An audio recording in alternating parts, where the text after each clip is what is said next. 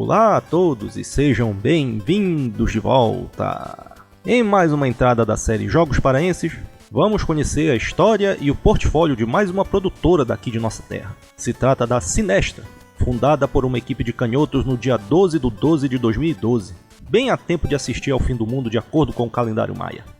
A equipe foi formada por alunos do curso de Engenharia da Computação na Universidade Federal do Pará, lá no Laboratório de Realidade Virtual. Lembra de quando falamos do jogo da cabanagem? Pois é, o lugar é o mesmo. Em sua história participou de várias game jams, tentativas de desenvolvimento de jogos próprios e autorais, e também a produção de jogos para grandes empresas e, em certo momento, o governo do Pará. Essa aproximação com o governo e outras empresas nacionais, como a Vale, a Vivo, levou à publicação de um jogo oficial do governo. Um outro marco notável foi se tornar o primeiro estúdio local a faturar mais de R$100 mil com a criação de jogos. O estúdio depois desenvolveu a sua própria engine, por Lucas Mouzin. Nessa, era possível criar os jogos e exportar para computadores, navegadores web e celulares. Algo que até então não acontecia todo dia, e nem com a facilidade oferecida pelas engines que estão disponíveis no mercado atual. Alguns anos depois, infelizmente, o estúdio foi desativado devido a não conseguir levantar recursos o suficiente para sustentar a estrutura, e também por seus membros se dispersarem e partirem para outras iniciativas. Essas que geraram um retorno de crescimento mais imediato em nossa cidade, que apesar das barreiras culturais rompidas, não foi o suficiente para se sustentar. Durante seu tempo de vida, 11 jogos foram produzidos e apenas 2 estão disponíveis publicamente. Vamos lá então dar uma olhada nesse histórico. O primeiro é Quero Meu Papagaio, ou I Want a Parrot. Esse é de 2012 e se trata de uma batalha entre piratas voadores. Logo podemos perceber a influência de Angry Birds.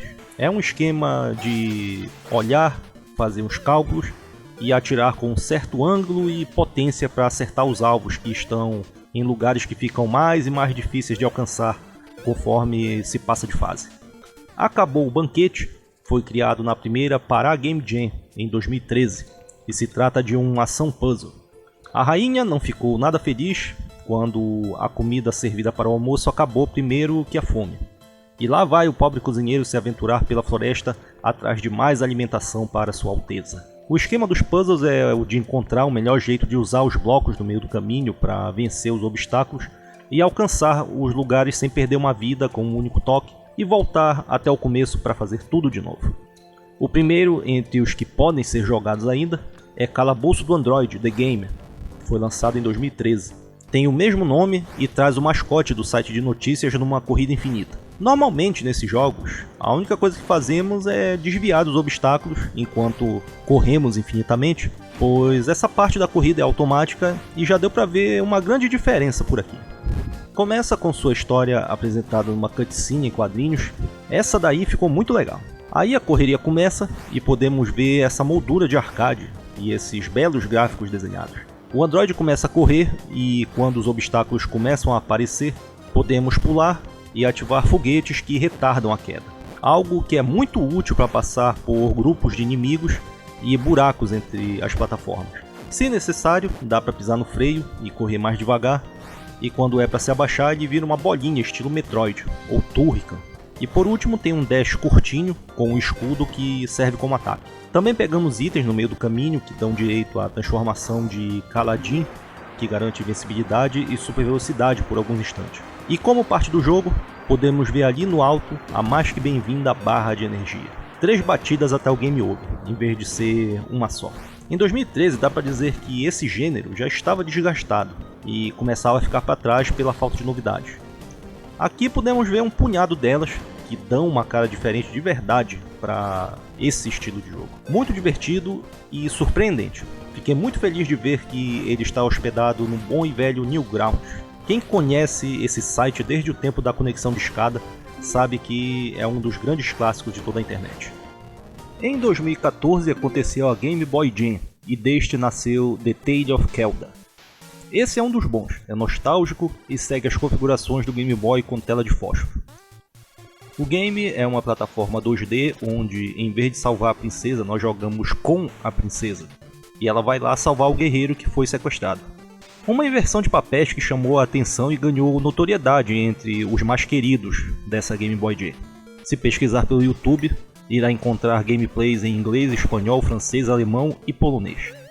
E não precisa de muito tempo para ver que foram lá e reproduziram muito bem o Game Boy. Não o clima, não a sensação, a atmosfera ou o que quiser chamar. Esse aqui é um autêntico jogo do portátil tijolão da Nintendo. Os gráficos foram o que mais gostei por aqui. Dá pra ver como é aquela coisa clássica do seu tempo, com pequenos detalhes em todos os cantos. Aquelas coisas que estão ali a mais, que tiram proveito do hardware melhor para fazer além do que o Game Boy fazia. Só mesmo aquela coisinha a mais que não chega a virar uma distração. As animações dos personagens em especial ficaram ótimas e ganham ainda mais pontos quando pensamos que foi tudo feito numa Game Jam. Aquela coisa de criar tudo em 48 horas, 72 horas. E o jogo também, é preciso falar, ficou uma aventura muito legal do começo ao fim. Mais uma vez sendo criado numa Game Jam, ficou curtinho, mas dá pra ver que caso seguisse adiante e ganhasse mais fases, mais inimigos, mais cenários, logo se tornaria um grande jogo de primeira, um autêntico Game Boy mesmo. Ainda em 2014 podemos citar também Love Scarabs, que saiu de mais uma Game Jam, no caso o Ludum Dare. Segue a mesma linha do Acabou o Banquete, onde as fases são puzzles, e nós vamos atrás de um item, no caso, uma joia de escaravelho em cada uma. Nós jogamos com esse bichinho, que parece ser um tamanduá, ele que vai dar de presente o escaravelho para sua namorada. Em comum podemos ver mais uma vez uma arte muito bonita, em cenários com muitos detalhes de fundo.